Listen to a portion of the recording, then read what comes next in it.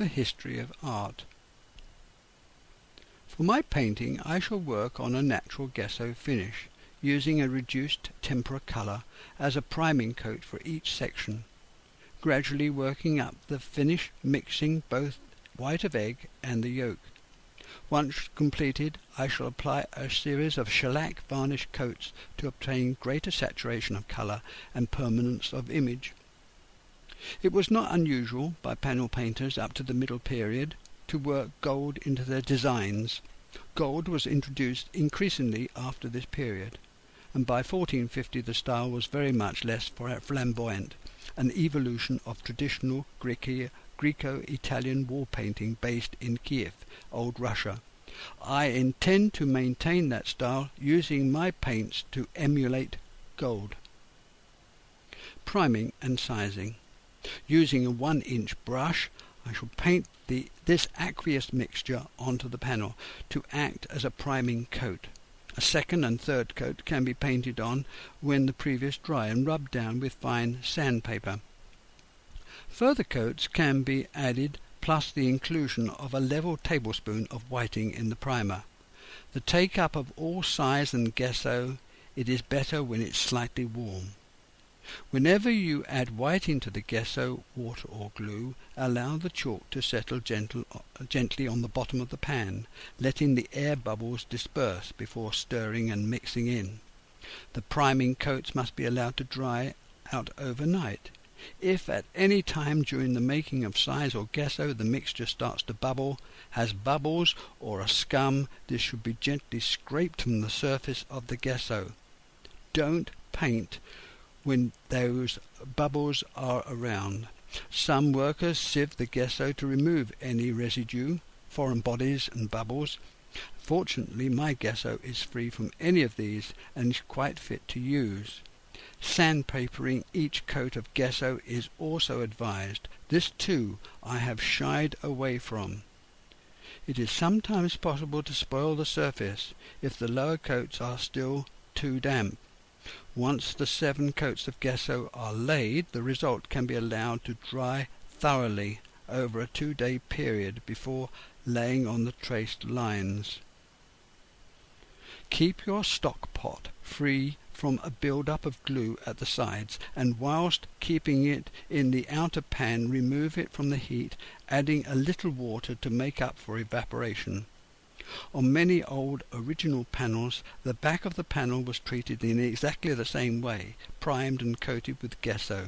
However, I believe it's better to allow the panel to retain its ability to breathe and fully season during the painting procedure, so I intend to leave the back alone, except to cover with green baize or felt when the panel is finally finished. Many old panels have a linen scrim intaglio paste over the sides in areas of joints, splits and shakes, the reinforcement there to prevent the gesso cracking. I trust ours will not need this. In ancient times, gesso was used for both wall paintings and wood panels. The mixture was made of gypsum, which is similar to plaster of Paris, a hydrated form of calcium sulfate, and a natural chalk substance. The difference between all these plasters, and this is baked in an oven which removes any vegetable matter and then crushed to a powder, much like modern-day whiting. Gesso whiting is calcium carbonate, which is natural chalk, a product of northern Europe. Add the whiting gradually into the heated rabbit glue, the binder, mixing to ensure no lumpiness. Continue doing this until the mixture has the consistency of emulsion paint. This will take 50 kilograms of whiting. Paint a full coat of this creamy mixture onto the panel in one direction and allow the surface to dry out. White.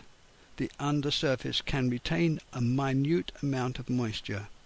Continue adding further coats in a similar manner, reversing the direction of the brushing strokes for each fresh application. Make sure you only paint on when the undersurface has a dry finish to it. When all the coats of gesso grosso and gesso sottile, which is thick and thin, laid on and completely dry for 2 days at least, then the surface can be lightly sanded. As to the number of coats, I would suggest 3 coats of primer. Each coat will take about 2 hours to dry. Then 7 coats of thick emulsion weight gesso. There is no harm done if the gesso is used while still slightly warm.